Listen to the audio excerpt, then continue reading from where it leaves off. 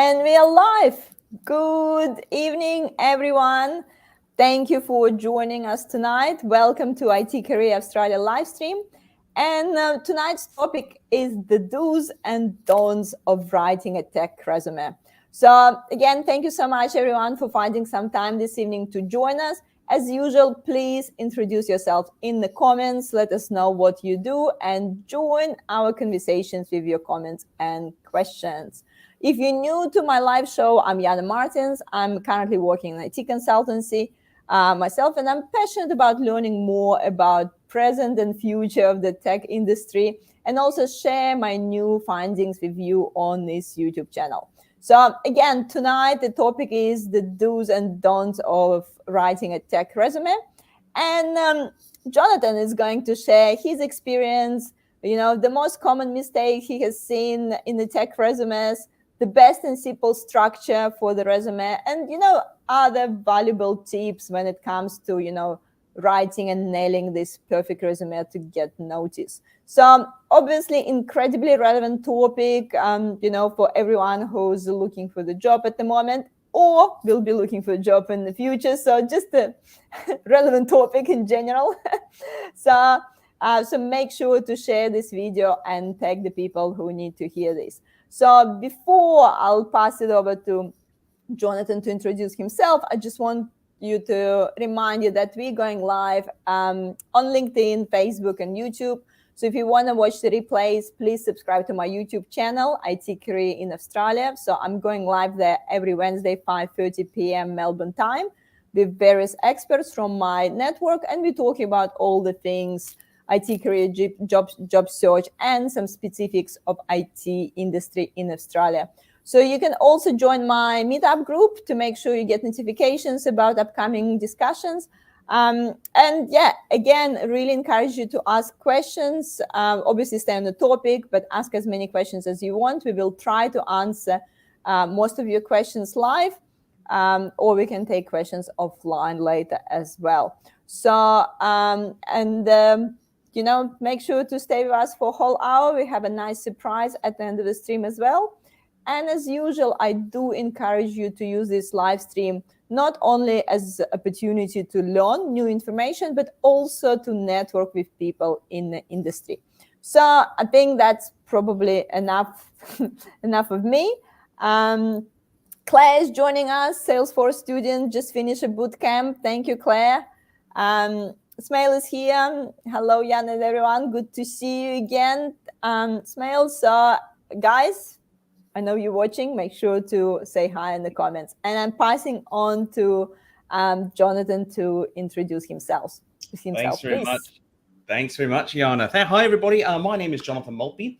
I run a career consultancy where I help people consciously and strategically design their career. So we look at your personal brand. We also look at career management strategies to help you build your career in the direction that you want it to go. A lot of times people really struggle understanding, where should I go with my career, or how do I position myself in the market? How do I sell myself? And those are all the kind of things that I help people do. I help them get clarity on who and what they are as a professional in their field, how to sell themselves in interviews and on paper, and also how to get clarity in career direction as well. So that's about me. Yeah. So my background is actually IT recruitment. Before I set up my own consultancy about 8 years ago, I actually worked extensively in IT recruitment. I actually come from an IT background. Many years ago, around about 2000, I actually worked as a network administrator and systems admin. So I do understand that. I've got a little bit of coding experience in there as well. So I can talk geek with the best of them. There you go. Do you want a development job, Johnathan? I'm sure a lot of people hiring at the moment, Tempting. Douglas is here as well, saying hi. Thank you for joining, and thank you for saying hi. Always appreciate when people, have opportunity at least, say a little hi in the comments. So okay. So Jonathan, we decided you don't want to job in development anymore. So you want to be a career consultant. Yes, stick to that. Yeah, that's what I've been doing. So, I guess,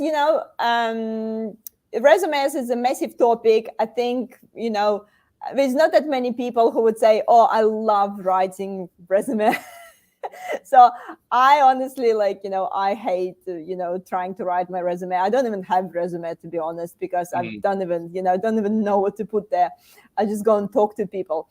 But look, the technical resume is even more specific, so, when you're trying, not only to show your technical skills, but, show your personality and some communication skills, like how to, basically how to combine it all, that it's not just list of the coding languages you've done, So, but I guess before we like really concentrate on the resume structure, I guess the question is what people need to think about before even start writing their resume.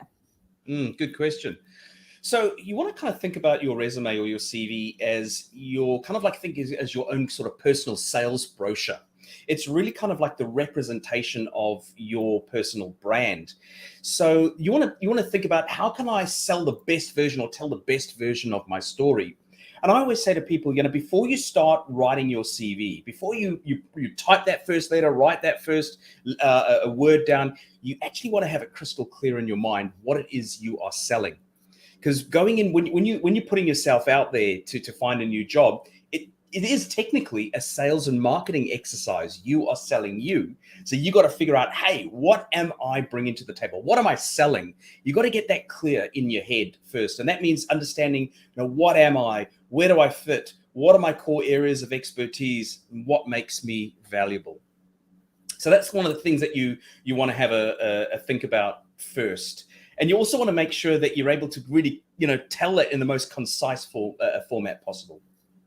And, I like that you actually mentioned selling, because I think like a lot of people have a bit of this negative perception of the word selling, and like, oh, I don't know how to sell myself. But I think we need to remind ourselves as well that whole our life is selling, like if you don't sell, you'll get sold, So we're selling every second of our life. We're selling to our kids, we're selling to our parents, like so, we're selling to our friends, if the whole life is basically selling experience. And I think like, when we talk about selling ourselves, we don't need to have, negative perception of that word. Like some people might have, or, like say like, oh, I'm just not good at selling myself. That's right. Look, to be honest, I have a personal problem with the concept of selling yourself. It seems a bit fake, I prefer the concept of being able to tell people what you can do for them. I feel it's really important to understand and really communicate what makes you valuable. Because at the end of the day, people don't really care about you as much as they care about what you can do for them. So selling yourself, maybe it's better that, hey, let me tell you what I can do for you and how I can make your business and your life better through my expertise. Yeah, definitely. But I guess first thing we need to be clear about, what we actually selling before creating this brochure that basically is our resume. So okay, so I think people really want to hear this actual do's and don'ts, because I think there's probably a lot of people out there who, sent 10 resumes and didn't get any response. So guys, actually, who's listening to us, what is your ratio? Like how many resumes do you need to send and how many replies you usually get? So just, just curious to know. But yeah, Johnathan, I guess you have your simple structure that you follow when it comes to the resume. So like, what are the components of the good resume? Well, I think the key components is to have a logical kind of format, and if you look at it kind of that way there, I see the 6 crucial areas is always simply start off with your contact details. And keep it simple as well. Just basically your telephone number, your mobile number. You don't even need to put a landline down anymore. Obviously, your LinkedIn account is really vital. If you've got a personal website that demonstrates some of your work, that's great. If you're in software development, I think it's absolutely essential that you're able to demonstrate examples of your code. And I think that's why having a GitHub account is vital. When I was a recruitment consultant, I know dev managers would say, Johnathan, I'm not even going to look at someone's CV unless, of course, they've got a GitHub. I actually want want to be able to dive in and have a look at their repositories. I want to be able to see what their code is. I want to understand how they think. And I also want to be able to see their documentation as well. And that's why having a GitHub is really, really important. Things like your I just want to add to it, make sure the links on your resume is working. Yeah, it's like definitely. So often, like, the foreman changed, something changed, you get a resume, you click on the links, and none of them works. That's right. That's right. And you also want to make sure that the links are up to date. When somebody lands on those pages, that it's not like antiquated and old. You want to keep it fresh, and have the latest projects on there as well. Yeah, definitely. And so some other areas yeah. then, sorry. Is the next section is really your personal summary section. We're going to go through all of these sections in a while. Industry skills is vitally important, and then we go into your professional history. That's the story of your career, education, and references. I think those are the most 6 crucial areas that you must have. If you've got space, you can put in some other things like interests or publications or maybe any volunteer work you've done. But as long as you've got these 6 things here, you're fine. And I would usually put them in this particular order because it's quite a nice kind of flow for your CV. Definitely. I guess, like maybe when you don't have as much a professional history or like industry experience, maybe your education will go higher. That's probably the only difference. Or like if your education and the experience maybe, not from the same industry, that's probably when you swap things around. But I think like majority of resumes would follow this sort of structure. That's right. I say, look, if your experience is less than 5 years old, like you've got less than 5 years of experience, then maybe put your education section after your technical skills section. But if you've got more than 5 years experience, maybe put it towards the end of your CV. Yeah, definitely. And I guess, let's talk a little bit more about, we have a question. Should we take the question? Sure, why not? Why not? Why not? Just to change it up. Group is here saying hi. Thank you, Group, to joining us. Wilson have a question. What are some of the keywords you would search for in the job ad so you can identify how you will demonstrate value? So that kind of goes back to the really interesting thing is there was a slide about being the right shape. Maybe put that slide up and I can talk around that because that would actually fill into that. So what you want to do is position yourself like that you're plug compatible to fit in a role. And that means using a lot of the language that the job ad has. So if you can see that, imagine that you've looked through the key selection criteria of a job and you're going, well, what would typically be, if I had to think about it metaphorically, what would be the shape of that job? Maybe it looks like a square, just as a metaphor here. So for me to be able to be fit into that job, I need to have the same shape as that job. All right, I need to be a square as well. That's going to make me what we used to call plug compatible. You can just plug me into that job. I'm the same shape of that job. A lot of times people aren't the right shape for the job. They go, you know what, I'm a little bit of this, I'm a little bit of that. I've done this, I've done this, and this. It's like, no, well, your shape is so disjointed. You're never going to fit into that job the way you're currently positioning yourself. So you want to think, what are the key words that I need to use in order to put myself into the job? And a lot of times people use such generic, vague words. So, if you've got a tech CV, I say, talk nerdy to me, baby. You gotta talk, you gotta up the technical speak in that. You gotta sound the part. And that's often how you communicate the value that you can bring. Your value is also attached to the problems that you can help organizations solve. Because that's really what they're wanting. How can you make our organization better through your expertise? And your outcomes that you can produce for people is where your value lies. So you can also talk about that in your achievement section, which I can talk about a little bit later in your career history. And that's where you can demonstrate your value as well. Good question. Yeah, definitely. Like coming back, to like, I'll jump to another question, Johnathan, straight away. When we're talking about this, different shapes and bringing value to, a particular job. So would you strongly recommend that everyone adjust their resume for every time for each job? Absolutely. A generic CV builds no bridges with the job. And I see there's kind of like two major areas that you want to tailor. It's in your personal summary section, that very beginning of your CV. That's that sweet spot. And the sweet spot is what is that first third to half a page of your CV, and that's where you do most of your tailoring. So in your personal summary section, you want to kind of look at the language that particular job is using, and just start dropping some of those keywords into there, because you're also going to come up in searches as well. So that's about you aligning your brand to that job, and that's how you become that plug compatible or that shape. The second area is your technical skills section as well. Be what the job needs you to be, no more, no less. Make it easy for the recruitment or hiring manager to look and go, right, we're looking for these things. They've got those things. So you do want to tailor it to each job. And I know it takes a little bit more time, but you're going to have more impact than just sending a stock standard CV. And I think, the another thing to mention here about the keywords, I think maybe some people don't realize that a lot of recruiters, they just put like keywords in LinkedIn and Seek, and basically look, the first thing, if you need someone with like, Java, AWS and like Docker, that's a 3 words that absolutely recruiter will put in the search.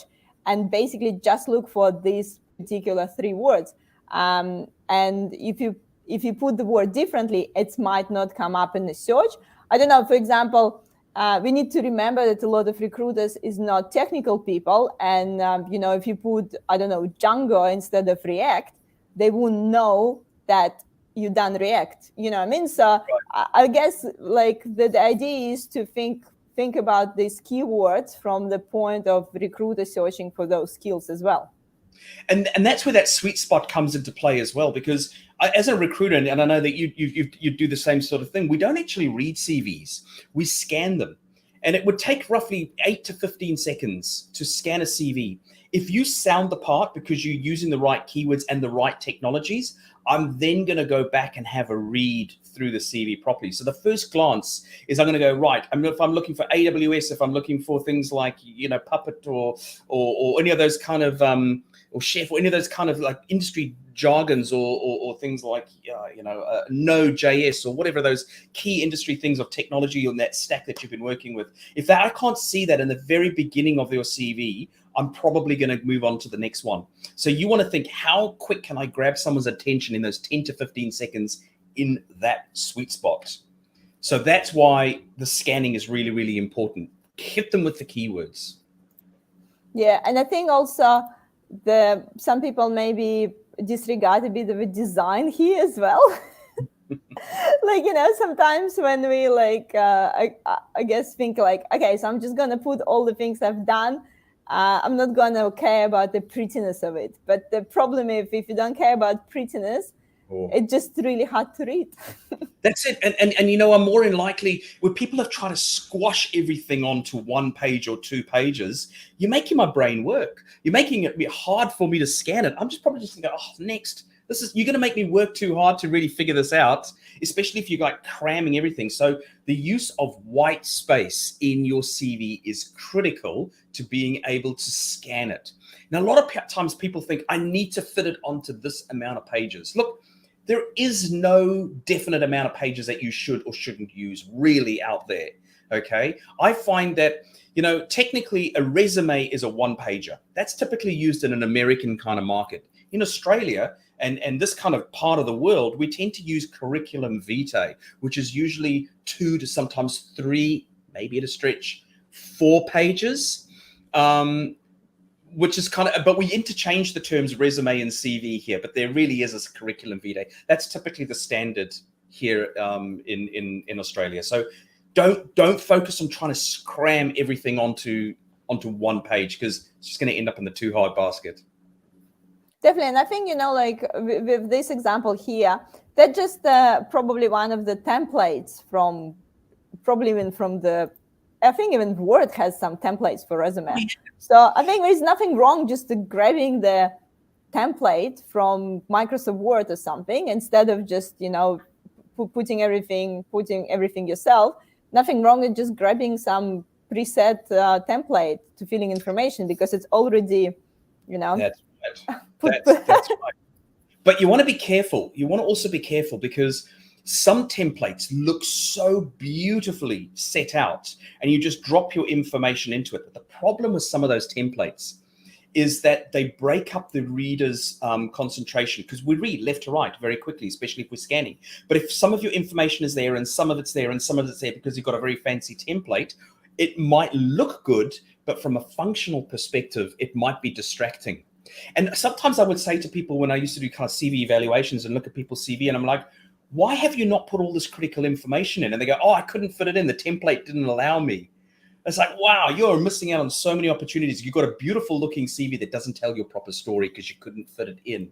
So I think it's really important that you make sure you have the core information and then build the beautification around it sort of later, but don't need to go overboard. Yeah, keep it simple. Yeah, keep it simple. Yeah, maybe max 2 fonts. One font for the headings and another font for the text. The descriptions underneath. And I'm glad like you mentioned it. I've actually hasn't realized before I start looking to a lot of CVs how annoying it is when it's like too many different fonts. How distracting it to read. Like I would never thought that will be a factor, but when you do go through quite a few, you notice like if it's a resume has too many different fonts and so you're just kind of losing the story when you're trying to screen it. Yeah. So what's your type of, what do you like to see in a CV in terms of layout? What works for you as when you're scanning those sort of things? I think this is a great example, that example that you show here. So it's not too pretty. It's simple. You have, highlights. I actually, I think that's a big question as well for a lot of people in terms of color. Like purely my subjective opinion, I like then it's like some blue color or something just to separate the sections. So it's make it much easier to read when it's, new section or heading starting with the different color, or just highlight. Doesn't need to be different color, but just like highlight or even the gray highlight just to separate the sections. Like these little things, it's just amazing how much difference it makes when you just want to quickly screen through. And I remember going through like piles of CVs and they're all black and white and they just kind of fade into each other. And then someone's put some formatting into a little bit of color and you go, oh, what a relief. It's just something to break the monotony of just going through black and white, boring, technical CVs. So put a little bit of it, but don't go overboard. And I think, some people forget about it because, we start concentrating on the skills, what we've done in our project. And of course, it still will be, 90% of success probably there. But sometimes this readability can just, break this first impression so much. And especially if the hiring manager going through a lot of resumes, I think like we shouldn't underestimate that just the simple structure and design. That's right. Yeah. We have so many questions, Johnathan, coming up. So I think we maybe should, answer a few questions. What is the best way to write a resume when you have many years of experience, but try to redirect your career to a more specialized area where you only have like 1-2 years of experience? That's a great question. So put the focus on those 1 to 2 years. So if it's a technical role that you've been in the 1 to 2 years, but you've only got one, you really want to fatten that section up. The devil is in the details. So in those kind of things, and this is just generally speaking in terms of how you describe your career history, you want to be able to talk about what you were doing in those jobs in detail. There's no time to be vague here. So maybe talk about some of the projects that you worked on. And I think it's really important because projects give context. So you don't have to talk about every project that you've worked on, but maybe choose the ones that were the most complex, that really demonstrated your technical knowledge. I think is really important. So, the way you could lay out a project is, talk about, the high level stuff in the role, but then maybe say project 1 and then describe what the project is. Talk to me about the scope of the project. I want to know how you have demonstrated your technical skills. Tell me what you built, for example. Tell me what the problems were that you solved. Tell me what the mandate was. What was your function in that particular project that you worked in is as well. So in those 1 to 2 years, even though it's small, you really want to amplify that. That is where a lot of times people put so much detail into the stuff they did previously before they got into tech. and neglect to really put the focus in that tech space there. So you want to, it's all about turning up the dial. Turn up the dial on the tech, turn down the dial on the how much detail you give into the other parts of your CV. And I guess, coming back a little bit to that structure and like in this sweet spot and the personal summary, maybe highlight the fact like that, that's exactly what I'm looking for. And that's what I've been doing for like last 2 years. That's right. Yeah. Yeah. Yeah. I like this, sweet spot idea. Because and that's exactly where the eyes would go. Yeah.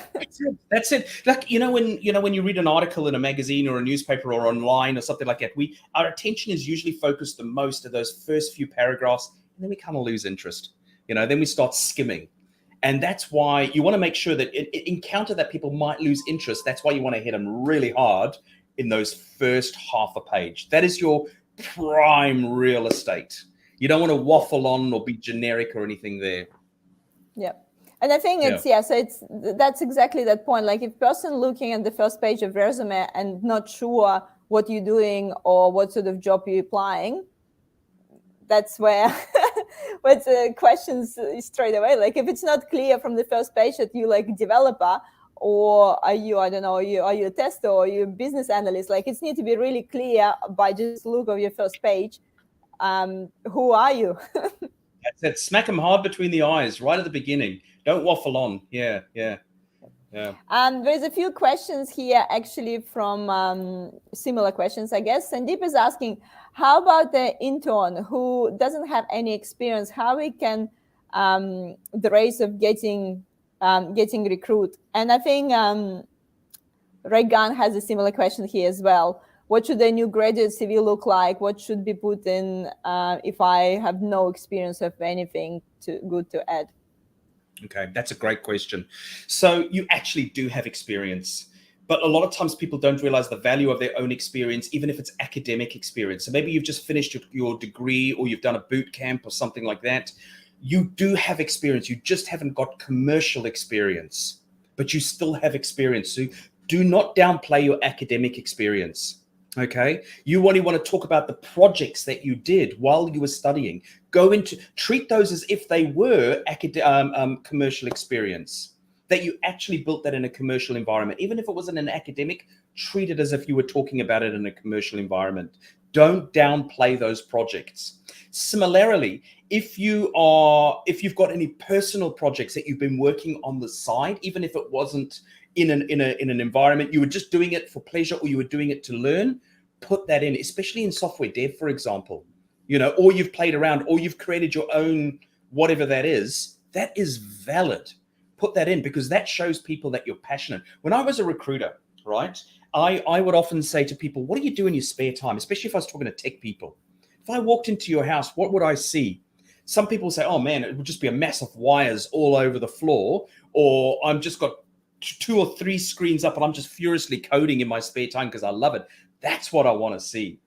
That's what I want to see. I don't just want to see that it's just a day job for you, that you're just going through the motions. I want to see that you're absolutely vested and interested in this. I'll give you an example. Years ago, I was interviewing a guy and he had a pretty he was a generic kind of technical CV and it wasn't really grabbing me. And he had all the things that I needed. And I said, listen, do you build anything in your spare time? And he goes, oh yeah, I've built a few apps. I'm like, really? He goes, yeah, I've done some Apple iOS development and all that, on that platform. And I said, well, have you got anything on the App Store? And he goes, yeah, I've got an app. And I said, well, like, how much were you selling it for? He goes, oh, it was only $1.99, so $2. I said, okay, how many downloads have you had? Oh, about 10,000. So I said, what? You made 20 grand on the side from your app? And he goes, yeah. I said, and it's not in your CV? He goes, oh, I didn't think I needed to put it. I said, absolutely. I got in touch with the company that I was hiring for. I told them about that. They say, we want to get that type of guy in immediately because that guy is passionate about his industry. If he's doing stuff on the side, we want to know about that. So if you've got any projects on the side, even as a graduate, always be working towards something. If you haven't got the commercial, build it up on the side. There we go. And I guess, there's a really common examples as well. Even if you, as a graduate, I don't know, like work in the Woolworths, and automated their like Excel spreadsheet for stock taking or something. This sort of stuff, that's something that really related to life and, bring some business value. I think this is also always really attractive to hiring managers, when you actually solve some sort of business problem or something, even if it wasn't exactly, your commercial experience, but you did something to help with some business. So that's usually like the really great, examples to put in. That's right. That's exactly it. Yeah. And put your I think personality so. into your CV as well. I said, put your personality into your CV as well. That's a great way to differentiate yourself. And I think, we're coming back to this slide. We just stay on this slide for whole stream. But I think maybe when it's like as everyone's saying, this Lego experience and stuff, that's the sweet spot where you can really, I guess, talk about what you want to do. And I think at the moment it feels like you can be quite informal as well. So the resume is done as formal as it used to be. So you can put in resume, or you put cover letter, but you can be quite informal in terms of like, look, maybe I haven't done this, but I really want to get into this, instead of just using the standard I want this position to be an asset for the company. Oh, blah blah blah. Yeah, I say, like, don't be generic. Put your personality. If you've got a sense of humor, put it in. That could be a big differentiator for you as well. So the cool thing about living in this part of the world is that we're professional, but we're not as formal as maybe some other countries in the way that we need to position ourselves in our CV or our LinkedIn as well. I think you have some examples of the, Yeah. This is like one of my favorite topics to talk about. What so many people use what I call the fast food skills in their CV. And these are the same skills that you need to basically work in a fast food restaurant. But if you're not working in a fast food restaurant, you're working in the tech industry, you want to kind of abolish these words out of your CV, because these are empty kind of cliches. If you talk about problem solving, I want to know what problems you can solve. If you're results focused, I want to know exactly what results you can produce for me. Other things that people say, I can think outside the box. I used to bring people in who I thought, they said they could think outside the box in their CV, and I'd sit them down in the interview and I'd get like super excited. I'd say, okay, give me that example when you thought outside the box. And this kind of look of horror over their face because they haven't got an example. And they were like, oh, if not everybody has to think outside the box, if you could do good, it doesn't have to be. If you do think outside, if you want to say you think outside the box, make sure that you can point to tangible examples. I really want to know what drives you, what you're passionate about. Why did you decide to go into the technical industry? Out of all of the things that you could have gone, why that? What do you enjoy about this? Is a good way to kind of show your passion and your drive as well. And especially Definitely. in that first summary section of your CV. Yeah. I'm just, we definitely have a few questions coming in. So I think Claire's question is really similar. Claire, let us know if we, hasn't answered it, but I think we did. If I have no experience apart from volunteer project and project done on your own, how do you pitch yourself in personal summary, especially if the previous degree not in IT? I guess, yeah. So that's actually a mindset thing. A lot of people downplay volunteer experience. The fact is you did work. Whether you were paid for it or not is irrelevant. The fact is you turned up and you delivered something that was in the technical field. You built something, you achieved something. It's no one else's business whether you got paid for it or not at the end of the day. So a lot of times people either leave out the volunteer experience because they think, well, I didn't get paid for it, so it can't be worth much. But it was worth something to somebody. And it's the experience that you got through that volunteering project, whatever that is valuable. Treat it as if you were paid. It's a mentality thing. Be proud of what you did, even if you didn't get paid because it was volunteer and you did it out of the goodness of your heart, or did it to get work experience. Don't downplay that experience at all. Treat it as if it was just a normal job. Thanks. Good question, Clay. And I think it's kind of, it's not the easy skill to put something on like what you've done on a piece of paper. I definitely struggling with that. So I think, like, some people feel like, maybe, oh, like, why I can't write a nice resume, why I don't know what to put in resume. It is a pretty hard skill, like, to actually, think about example, find the highlights there and make sure to put it like precisely in the paper. So it's not an easy skill. But do you want to know my hack for this? Yeah, I'll of share, course. I'll share my hack. I'll share my hack for this. So a lot of times people get this kind of writer's block when they write their CV. They don't know what to say, how to position themselves, especially in their technical skills section. So one of the easiest ways to do this, even if you're a BA or a PM and you don't have to be exactly technical, but you need to be able to use the right language. So the hack that I've got is go online and go and find 7 to 10 job adverts that you think you would be suited for. They can be anywhere in the world. It doesn't matter. We're going to be studying those job adverts for the right language that you need to use. So go and look at the key selection criteria for all of those jobs. All right. And if you say, oh, I've got that, I've got that, go and highlight it, copy and paste it into a Word document. Okay. Then go to the next skill. Do I have that skill? Yes, I've got that one. Copy and paste it. Maybe that's the end of that job advert. Go to the next job advert. Go and have a look at the wording of how you need to sound. Then by the end of that, you may, after 10 job adverts, you may have like 10, 15, 20 skills. I call that your master skills list. Then what you want to do is you want to massage that language a little bit so it doesn't look like you've copied and pasted it from a job.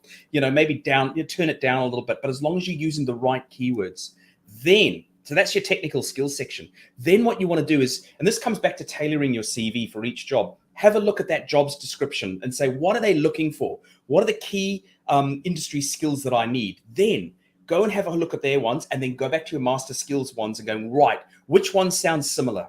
Copy and paste those skills back into your skills section there. In that way, you are becoming the shape of that job. You're being what the job needs you to be. And you don't have to reinvent the wheel. The HR manager or the tech manager or the recruiter already did all the hard work for you. They created exactly what you need to do.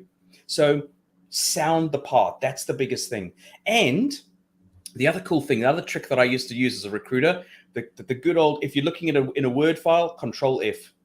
And if I push Control F and I put down the keywords that I needed, boom, boom, boom, I would see the frequency of how many times you use that. It was a great little hack. That means I didn't have to find if you've got AWS buried somewhere deep in there.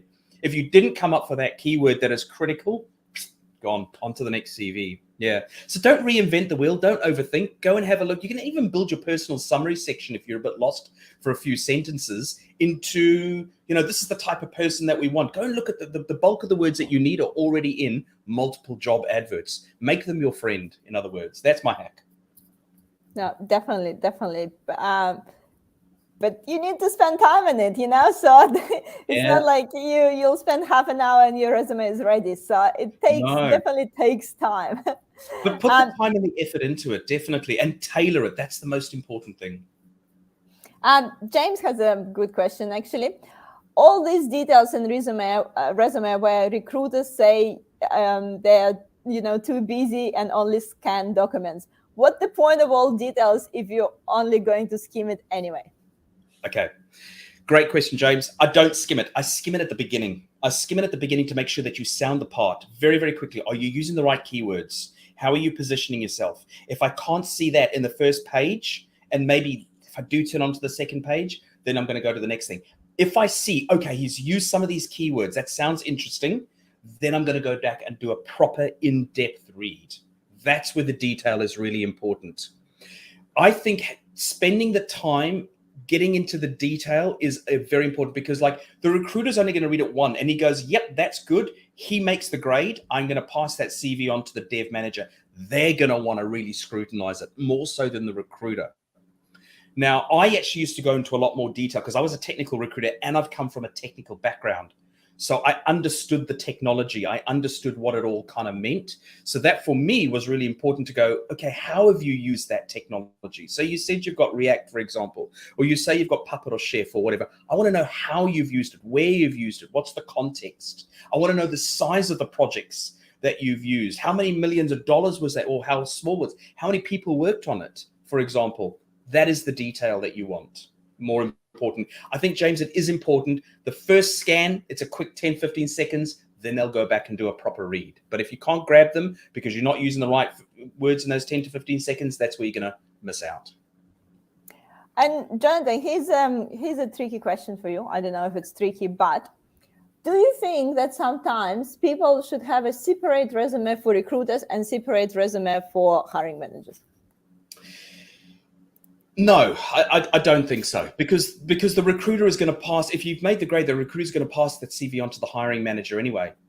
So it's. But the recruiter call you, for example, they want to. They said we want to put you, forward to a client, and you're like, I just updated my resume. Let me send the updated version, and send one with more details. That happens all the time. Yeah. A lot of people do that. I think it's good to have. I think it's good to have multiple versions of a CV, but really the audience at the end of the day is, give it to the recruiter. If the recruiter sees, you seem to sound, I don't understand what you're saying, but you seem to sound the right part. One of the biggest problems that, one of the things why I think I got on so well with a lot of the tech clients is that I could filter out CVs really well because I did understand the technology. So, the recruiters, the hiring managers will often look and say, I can see he knows exactly what he's talking about here. Good work. But I would just have, one CV that fits both recruiters. I don't know. What are your thoughts? I don't know. I think it will be too hard to manage if you have, different resumes. But I think you really need to follow what you said, Johnathan. Just make sure you have those first page with the keywords that it's, grabbing the attention. You have, that skill. Explain maybe in the simple words, what you've done in the beginning. And then going into the details in the professional history and in the summary where you go actually in details. So you kind of, I think you need to think about both. You need to think about the maybe non-technical person screening in the beginning and then the technical person reading it later. Because we can't expect, we can't expect all the recruiters be technical because, if the recruiter would be super technical, they would be developers. And, it's been a few not always bad. Yeah, not in your situation. But I, so, I know, I understand high concept, but, if someone will put something really technical, I don't know if this person actually, done something, really complicated or not. I can say on a high level, that person work on this technology with this project, with these things, yeah. But obviously, this high technical details, I'm gonna pass it to hiring manager to read on. That's right. I think it's about how you can tailor it so that and HR person and the recruitment person can scheme it perfectly, but then put the details for the technical person to read as well. I think the most crucial thing is that it goes back to being the shape. Sound the part. Even if you're a technical project manager or a BA, for example, talk about the industry jargon. It doesn't just have to be technical terms. For example, if you've done gap analysis, that is a keyword, for example, or if you understand the project life cycle, or if you understand agile and stand up and scrum and all of those, it doesn't have to be technical stuff if you're not a technical person, but you still work in IT. The most important thing is you use the language of your role. Don't use generic, get rid of all the technical language, actually sound the part. That is going to make saying, I'm looking for a BA, you sound like a BA. I'm looking for a project manager, you sound like a project manager. I'm looking for a dev, you sound like a dev. Use the language of your space that you work in, most importantly. That's where a lot of people fail, is that they use those fast food skills language around, which means you're underselling yourself. Definitely, yeah, being specific. We have a few more questions, actually. Would the way you write the resume differ when you apply via referral or by a general job post application? Yes, I think so. So if someone's referred you in, then you might want to be a little bit more generic because you don't know what you're tailoring something to.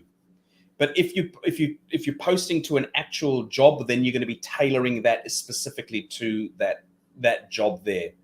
So in your skills section, you're going to be listing the skills that are related to that specific job, maybe a few others extra there as well, but be those skills.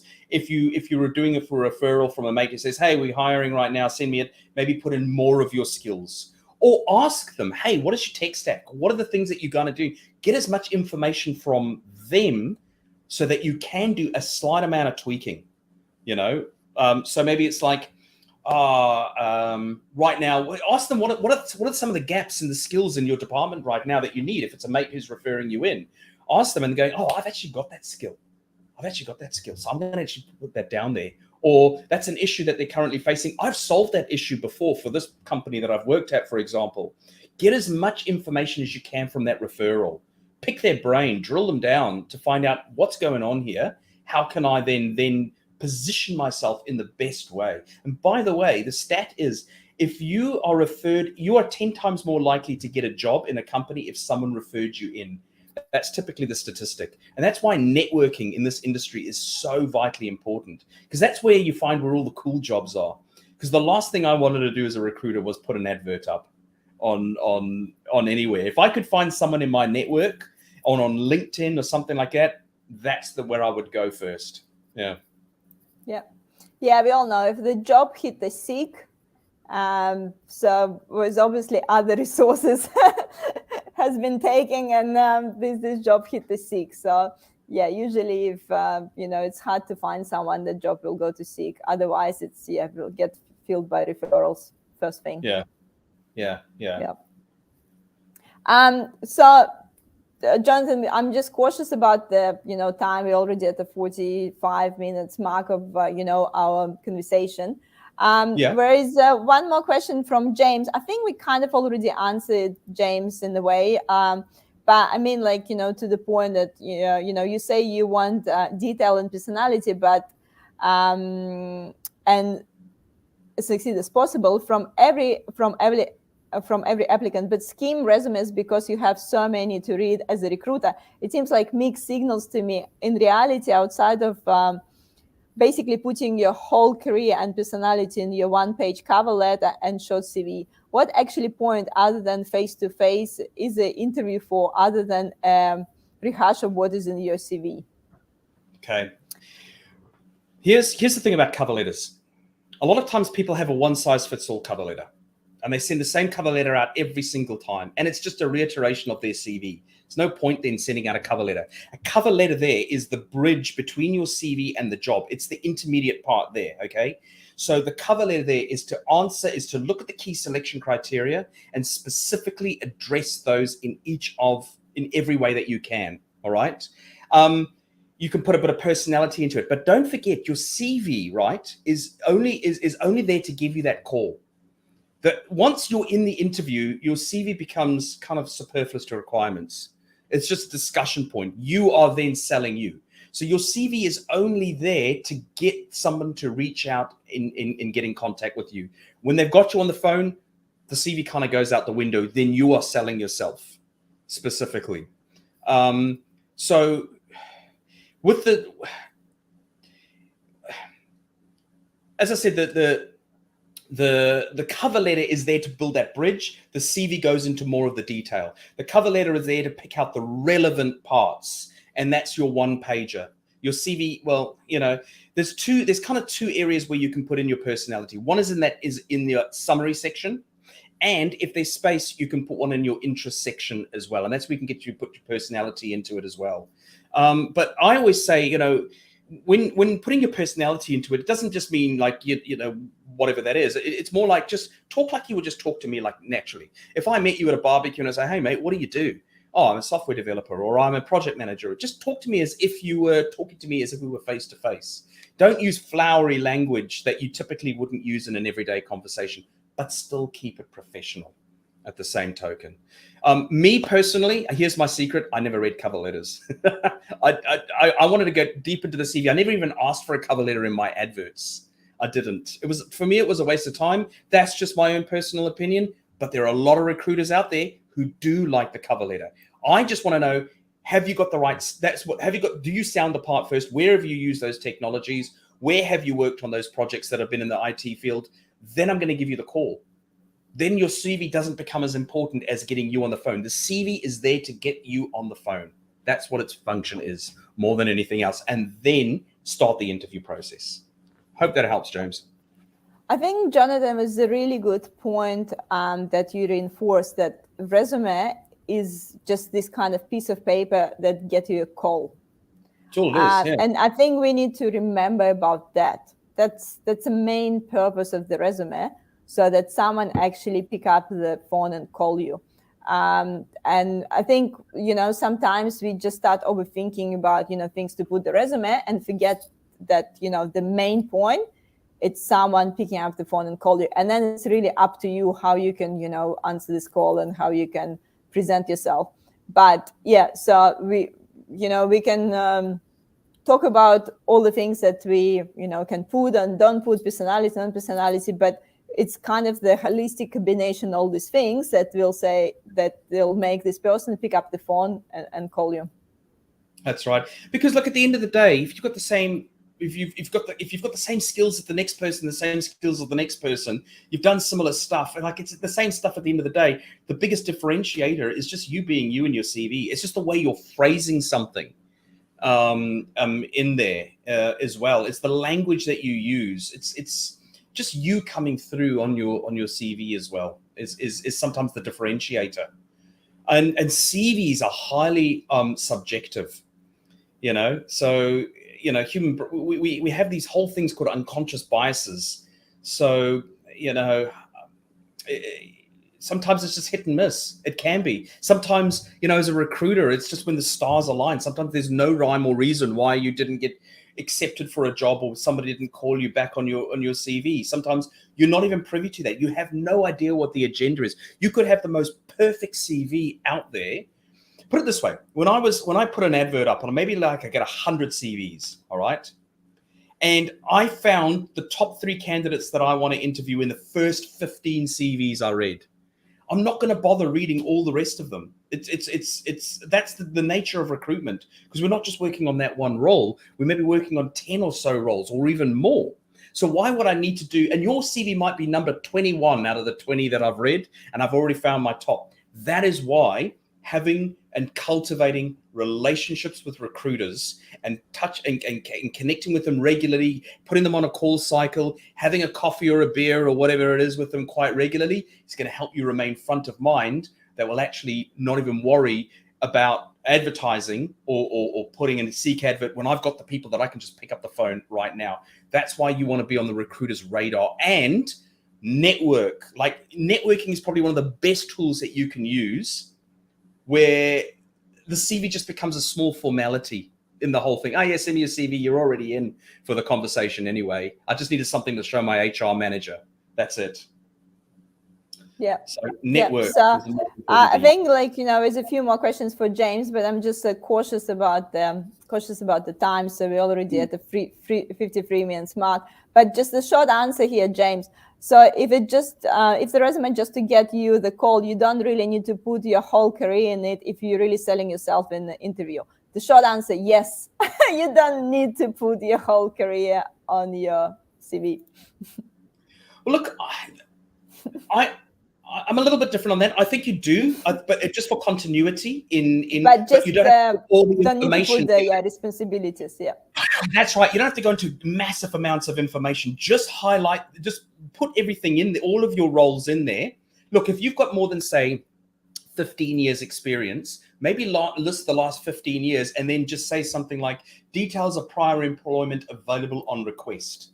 That's what I used to do. It's like, if you've got 20 years experience, you don't want to put in what you did 20 years ago, but maybe go up to the last 10, 15, 20 years and then just say, hey, I'm not going to bother talking about those roles because I was much more junior there. It's not really relevant. Or maybe if you've got less than 10 years, but some of those other roles weren't really relevant, just at least put them in there so people can see that you've got some experience, but maybe don't need to go into so much detail. The most important detail is your most recent jobs, usually in the last 7 or so to 10 years is probably the most important. Yeah, definitely. So it's all about amplifying certain things, not everything.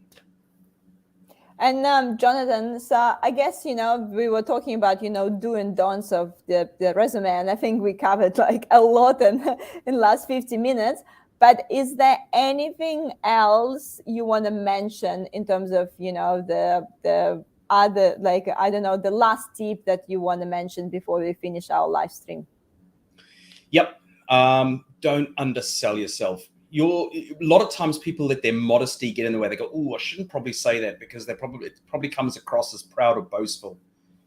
Sell yourself. That is what you're doing at the end of the day. If you've had a massive win for an organization or an achievement, you want to put that in there.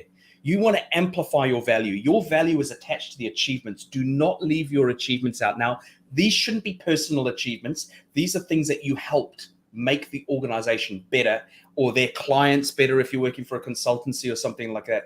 Do not diminish the importance of what you achieved in that role. Now, if you can quantify that achievement, hey, I managed to reduce this, I managed to increase this, I managed to change this. If you can put dollars, amounts, cents, percentages, anything that you can, that is vital as well, because that adds some credibility to it as well. Don't be modest in your CV. Here's the other thing that I noticed as well, very, very quickly. It's not about the person who has got the most skills and experience and expertise that wins the job on the day. It's the person who can actually brand themselves the best. Because I would have someone who's got like 7 years experience, and I would have someone who's 10 years experience, but the job went to the 7 years experience because they could sell themselves better. They were more specific. They were able to demonstrate their skills and experience in their CV than the person with 10 years who maybe weren't able to sell themselves as well. So the job goes to the person who can usually sell themselves the best, not necessarily the most person with the most experience and expertise. That's my biggest tip. Just get that best story out of you and make sure that you're aligning that to the jobs. And don't be modest. It's your glossy brochure, remember, at the end of the day.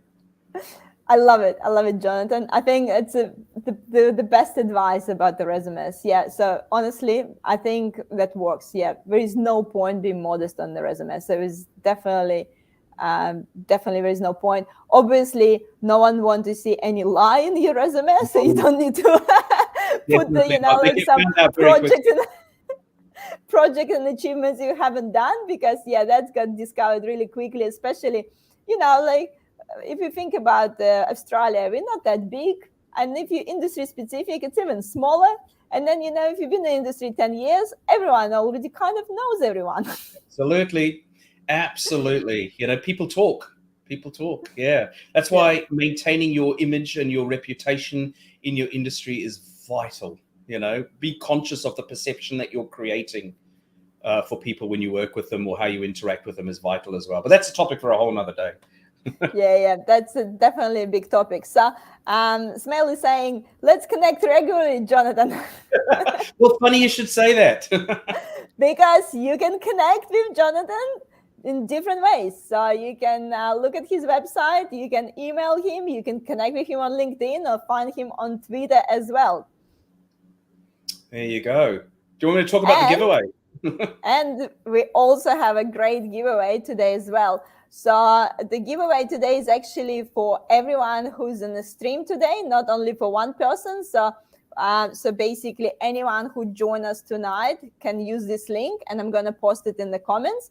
So you actually can jump into Johnathan Calendly and book the 45 minutes complimentary consultation with him.